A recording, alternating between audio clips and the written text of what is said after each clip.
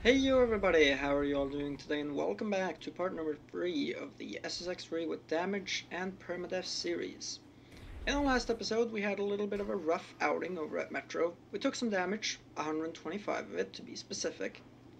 So for today, we've accumulated 200 damage, which means that we're gonna have to deal with some doctor's orders. And I'm going to tell you, because Zoe had a doctor's visit just this morning. Now, the doctor told her that she needs to be more careful in competition. She's already incurred, or she's now incurred the penalty of, she's not allowed to knock down anyone, not supposed to start any fights, risk your own life and limb in that way. Makes sense. That one's not going to come into play in this episode. It'll definitely come into play soon, for sure, if I don't recover any health, and quick. She's not allowed to do big air events. Now this is a big one, because the very next event on the SSX circuit calendar is Crow's Nest. So that one sucks. However, she might have a little bit of an ace up her sleeve for that one.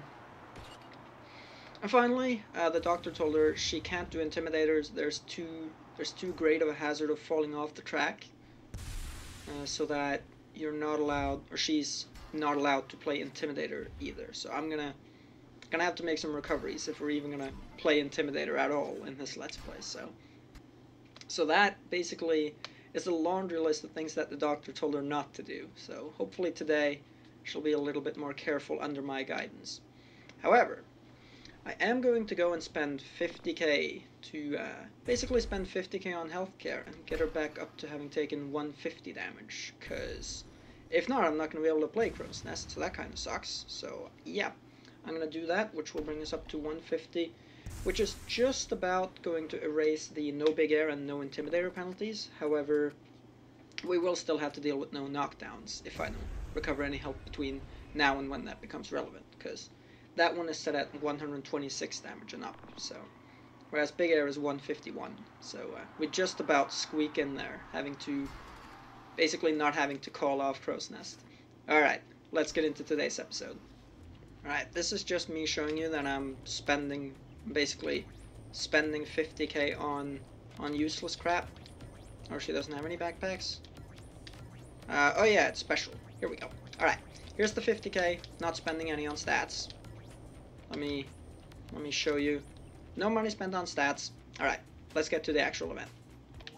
Alright, so Zoe has thankfully been able to recover 50 health, so she's now back up to 350. However, that's still not the greatest. She is getting close to potentially recovering another 50 though. If you notice, she's at like 47k in terms of money, so she's not far out. But I do want to get some stats at some point too, so like I said, that's going to become a qualm to deal with at some point soon. Anyway, for Crow's Nest, should be relatively simple, just don't take any damage. We should be alright. I also want to finish the run with Super Uber in hand so that I can instantly start doing Uber tricks in the next heat. So I'm going to do that. So yeah, I hope you enjoyed part number 2. I think Metro will likely be the most damaging track on this entire peak. So I'm not too up in arms about having lost 125 hit points on Metro. However, the fact that we got sideswiped by someone was very unlucky and also very avoidable. If they had just looked right before they cross, adults tell you this all the time, look both ways before you cross, and there's a reason they tell you this all the time. That is precisely the reason. And whoever took me down, I don't actually know who it is, because I just checked that somebody did take me down. Whoever did it apparently missed that memo, and I don't like them for it. But yeah, Crow's Nest Platinum should be alright. No knockdowns though. It's gonna be interesting once we get to another race event for sure. That's gonna make life tough. I'm gonna need to good. A little more trickery. Thank you. That's just about gonna do it. I think that's gonna get us over the hurdle. And she turns out of the quarter pipe to yet another platinum medal. I am hoping that eventually as we play, the playstyle is going to become so much more restricted that platinum medals are going to be hard to get. because there are some pretty nasty doctor's orders there. Once again, not going into specifics, but they're there. Alright, Zoe's over on R&B for the next track. Now, this is also going to be the last Peak 1 track, because as I said, we're leaving Peak events till the end, since they're not considered official SSX events. They also don't belong on the SSX circuit calendar, so all the Peak bosses have agreed to postpone them until after. Now, while I did say Metro's probably going to be the worst, I still have to be careful around R&B, because there are a lot of places, lots of rails and stuff that can cause some pretty nasty wipeouts. So do have to keep my guard up, keep my wits about me, and play safe. For instance, I'm not going for this jump to get that snowflake up there. No way in hell. Probably absolutely refuse to get that snowflake until I'm done with the events, at the least. Like, there's only free ride left if we make it that far. It genuinely will be interesting to see how far I can make it with this rule set. I have been contemplating, maybe I made this a little too tough, but then I remember I wanted it to be tough. I don't actually want to finish this series. I want to get kind of far. Like, I want it to extend on for a while. But I don't need to beat this, and especially not get 100%. It's not necessarily what I'm here to do. But, you know. Now going for Platinum on this track with this rule set. Now that is going to be interesting. This is going to get interesting. Oof. Alright. Watch out, Zoe. You're gotta take it easy. So far, we're completely fine to just carry on as we have been. It's a shame that I couldn't get that snowflake, though.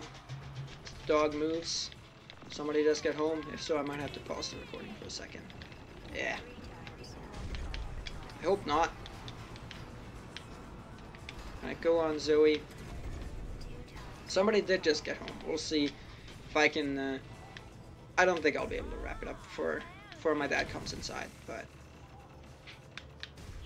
before he opens up the door and busts on in. So I might have to temporarily pause it, depending on if the dog starts barking. We'll see. Okay, you know, it looks like it's pretty fine after all. Dog was chill about it. So I'm just gonna do this for a few more, and then that's gonna do it for R&B anyways. So looks good to me. As Zoe rides through a roof, should be a doctor's orders or something like that. Alright. Okay, that's not ideal, but at least we're past Crow's Nest, so that's not a worry. She did take another 50 damage, though, which stinks. If she takes any more, we're starting to get to the nasty doctor's orders. The ones that are really going to restrict gameplay.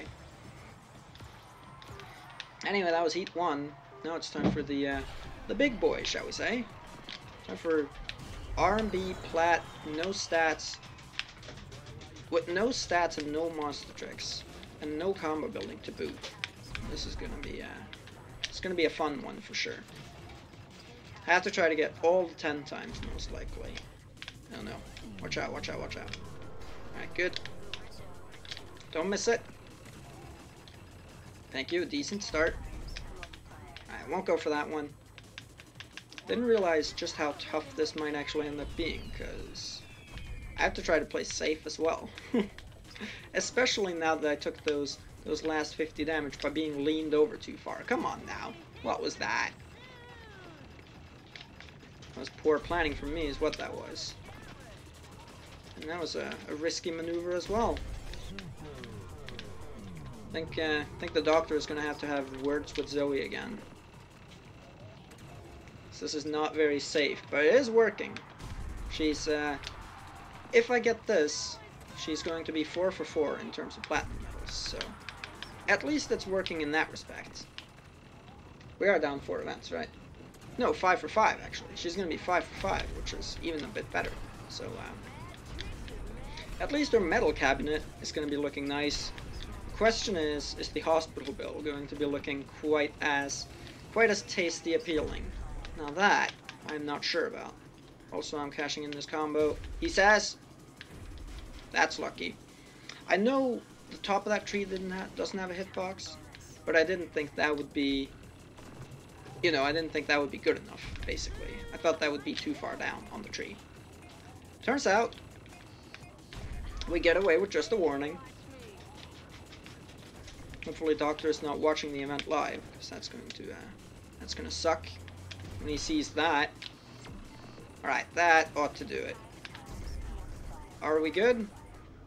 Just about. Need a few more K. Alright, Zoe, you've done well. You're 5 for 5. Taking a fair bit of damage in the process, but, you know, it happens. Don't know exactly what she's at, but I do think it should be... Yeah, we should be back to... I don't know, we should be back to pre-50, right?